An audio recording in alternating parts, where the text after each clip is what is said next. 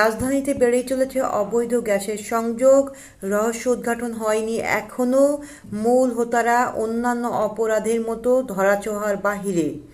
গত 10-11-2020 মঙ্গলবার আনুমানিক বেলা 11টার দিকে মিরপুর তালতলা কাঁচা বাজার সংলগ্ন সর্দার কমপ্লেক্স 93/1 ভবনের সামনে একটি অবৈধ গ্যাসের সংযোগ পাওয়া গিয়েছে।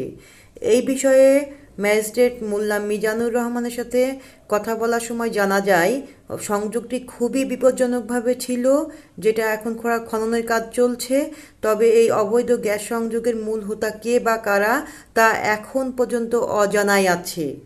এখানে যে অবৈধ গ্যাস সংযোগটা হচ্ছে, এটা কি মানে হোতাটা কে অথবা কে করেছেন, কার সহযোগিতা এটা হয়েছে, ধরা গিয়েছে কিনা? না, এটা জানা যায়নি। এমনি চিহ্নিত হয়েছে যে এরা যেটা বলেছে ওরা বলতে পারবে, কারণ তুতাসের লোকজন যারা চিহ্নিত করেছে ওরা বলছে যে এখানে একটা অবৈধ লাইন চিহ্নিত হয়েছে। জি জি, সেটা আমরা এসে সেটা উচ্ছেদ করছি। জি জি, এটা নিজেরা লাইন জেনেছে, ওরা তো আগে জানছে কিনা মানে সুনির্দিষ্ট একে এখনো পাওয়া যায় নাই, বের করা যায় নাই।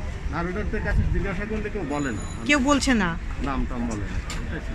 তবে এই বিষয়ে সঠিক রহস্য উদ্ঘাটনের জন্য মাঠে নেমেছেন পুলিশ।